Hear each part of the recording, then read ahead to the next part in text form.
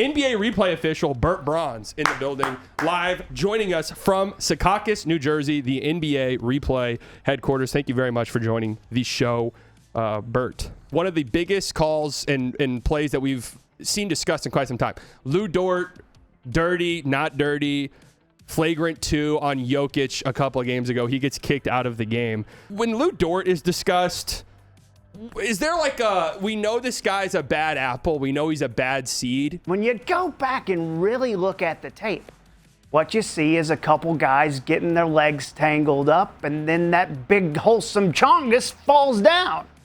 And then you have a big problem there on the floor. So to me, this is being overhyped. Look, there's 20 legs on the court at one time. Okay. You could cross and get bumped up.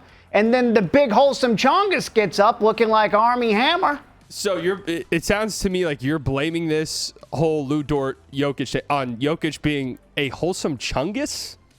You know, that's the problem with your generation. You're all obese. Okay. Well,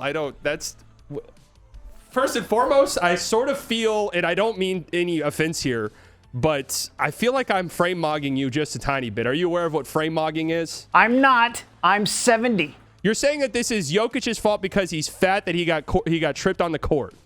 Jokić doesn't flop. He slops. Okay. What's the difference between a flop and a slop?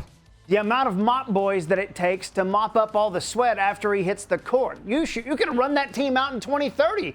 The NBA mop boys for curling in the Winter Olympics. I like watching beautiful basketball. My favorite player of all time, and this might appeal to your local audience back there in Dallas, is Brian Cardinal. Really? I like the type of player that gets about 37 minutes, commits about 5 fouls, doesn't really shoot that much.